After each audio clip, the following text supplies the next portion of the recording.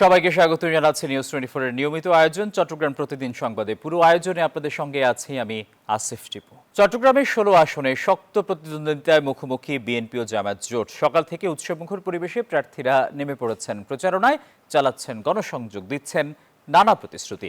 তবে সুষ্ঠু নির্বাচন হলে জনগণই বেছে নেবে যোগ্য প্রার্থীকে। আবু জাবেদের ছবিতে চট্টগ্রাম থেকে নয়ন বড়ুয়া জয়ের রিপোর্টে দেখুন বিস্তারিত। প্রার্থীদের গণসংযোগ ও প্রচারণায় যেন ভোট উৎসবে মেতে উঠেছে দলীয় নেতাকর্মীরা। ত্রয়োদশ জাতীয় সংসদ নির্বাচনে চট্টগ্রামের 16টি আসনের মধ্যে এবার প্রতিদ্বন্দ্বিতা করছেন 111 জন প্রার্থী। সকালে চট্টগ্রাম নগরীর কদমতলীতে গণসংযোগ করেন চট্টগ্রাম 11 আসনের বিএনপির প্রার্থী আমির খসরু মাহমুদ চৌধুরী। অন্যদিকে বিএনপির আসলাম চৌধুরী, আবু সুফিয়ান সহ সব আসনে শুরু হয় নির্বাচনী প্রচারণা। রাস্তায় ঢল নেমেছে। সামনের দিনগুলোতে জনসাধারণকে সাথে নিয়ে ধানের শীষ প্রতীক বিপুল ভোটে বিজয় হবে বলে আমি বিশ্বাস রাখি।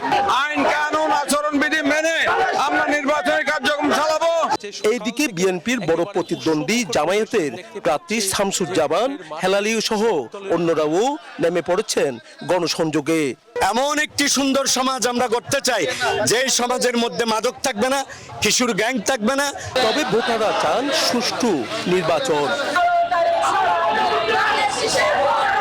এইদিকে নির্বাচনী প্রচারণায় আচরণবিধি মেনে চলার আহ্বান নির্বাচনী কর্মকর্তাদের। নয়ন বড়ুয়া জয়, নিউজ 24, চট্টগ্রাম। ত্রয়োদশ জাতীয় সংসদ নির্বাচন ও গণভোট উপলক্ষে চট্টগ্রামে পরিদর্শন ও মতবিনিময় সভা করেছেন সেনাপ্রধান জেনারেল ওয়াকারুজ্জামান। সকালে চট্টগ্রাম সার্কিট হাউস মিলনায়তনে ঊর্ধ্বতন সামরিক কর্মকর্তা, বিভাগীয় কমিশনার, বিভিন্ন জেলার আইন শৃঙ্খলা রক্ষাকারী বাহিনী ও অসামরিক প্রশাসনের কর্মকর্তাদের সাথে মতবিনিময় করেন তিনি। এ সময় আসন্ন জাতীয় সংসদ নির্বাচনকে শান্তিপূর্ণ, নিরপেক্ষ ও সুষ্ঠুভাবে সম্পন্ন করার লক্ষ্যে আন্তঃপ্রাতিষ্ঠানিক সমন্বয় এবং সামগ্রিক নিরাপত্তা ব্যবস্থাপনা নিয়ে আলোচনা করেন। এদিকে আসন্ন ত্রয়োদশ জাতীয় সংসদ নির্বাচন ও গণভোট 2026 উপলক্ষে সার্বিক আইন শৃঙ্খলা পরিস্থিতি মূল্যায়ন এবং in aid to the civil পাওয়ারের আওতায় মোতায়েনরত সেনা সদস্যদের কার্যক্রম পরিদর্শনের লক্ষ্যে কুমিল্লাতেও এরিয়া পরিদর্শন করেছেন সেনাবাহিনী প্রধান জেনারেল ওয়াকারুজ্জামান। পরিদর্শনকালে সেনাবাহিনী প্রধান মোতায়েনকৃত সেনা সদস্যদের কার্যক্রম সরেজমিনে পর্যবেক্ষণ করেন এবং দায়িত্ব পালনে প্রয়োজনীয় দিক নির্দেশনা প্রদান করেন। একই সঙ্গে তিনি নির্বাচনকালীন নিরাপত্তা ও আইন শৃঙ্খলা রক্ষায় অসামরিক প্রশাসনের সঙ্গে মতবিনিময় করেন। আগামী নির্বাচন সিদ্ধান্ত নেবে বাংলাদেশ আবার চাঁদাবাজদের, দুর্নীতিবাজ, দখলবাজদের দখলে যাবে নাকি নতুন বাংলাদেশের দিকে যাবে, মন্তব্য করেছেন কুমিল্লা 11-14 আসনের জামায়াত প্রার্থী ও নায়েবে আমির ডক্টর সৈয়দ আবদুল্লাহ মোহাম্মদ তাহের।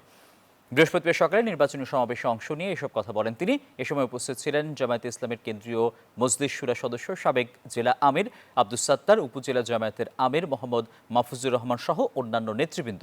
সমাবেশে যোগদানের আগে ভোটারদের সাথে কুশলাদি বিনিময়ের পাশাপাশি প্রচারণার গণসংযোগ চালান।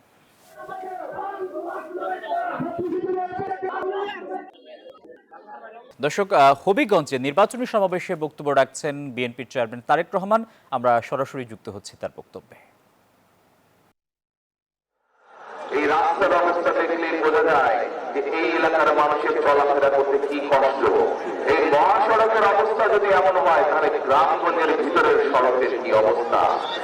এই রাস্তা দেখলে বোঝা যায় যে বিগত 15-16 বছর যাবত এই এলাকার স্কুলগুলোর, কলেজগুলোর কি অবস্থা, ভেঙে চুরে নষ্ট হয়ে গেছে।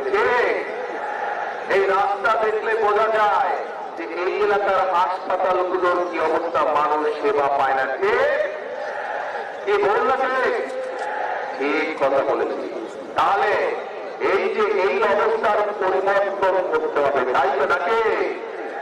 অর্থাৎ এলাকার সমস্যা হলে এমন মানুষ থাকতে হবে যাদের কাছে আপনারা গিয়ে কথা বলতে পারেন, যাদেরকে গিয়ে আপনার সমস্যা বলতে পারবেন, যাদেরকে গিয়ে এলাকার সমস্যা বলতে পারবেন। রাস্তা নষ্ট হলে আপনার এলাকার, আপনার ইউনিয়নের, আপনার গ্রামের রাস্তা নষ্ট হলে আপনার এলাকার জন্য কাজ করবে, রাস্তা ঠিক করার জন্য। স্কুল নষ্ট থাকলে স্কুল ঠিক করার জন্য কাজ করবে। মাস্টার সাহেব না থাকলে অন্য জায়গা থেকে মাস্টার সাহেব আনার ব্যবস্থা করবে। হাসপাতালে ডাক্তার না থাকলে ডাক্তার আনার ব্যবস্থা করবে। এই জন্য আপনারা জনগণের সরকার প্রতিষ্ঠিত হওয়া দরকার এবং জনগণের সরকার প্রতিষ্ঠিত হলে একমাত্র জনগণের ভাগ্য পরিবর্তন হতে পারে এবং জনগণের ভাগ্য পরিবর্তন করতে হলে আমাদের দরকার এই যে আগামী 12 তারিখে যে নির্বাচন, এই নির্বাচনে অনেকে বলে ফজরের নামাজ পড়ে গিয়ে ভোটের লাইনে দাঁড়াতে হবে। আমি বলি না, ফজর না, এবার আপনাদের সবাইকে তাহাজ্জুদের নামাজ পড়তে হবে। তাহাজ্জুদের নামাজ পড়ে প্রস্তুতি নিবেন যাওয়ার জন্য ফজরের নামাজের আগে দরকার হলে ভোট কেন্দ্রের সামনে গিয়ে আপনারা ফজরের নামাজ পড়বেন, জামাত করে ফজরের নামাজ পড়বেন। একটু আগে আমরা জামাত করলাম না এখানে, ঠিক ওইরকম ভাবে ভোট কেন্দ্রের সামনে গিয়ে ফজরের জামাত করে ফজরের নামাজ আদায় করবেন। তারপরে 7টা থেকে যখন ভোট শুরু হবে সাথে সাথে ভোটটা শুরু করবেন আপনারা। কারণ প্রিয় ভাই বোনেরা, 15-16 প্রায় 16 বছর সময়, 16 বছরের দেশের সবকিছু ছারখার হয়ে গিয়েছে।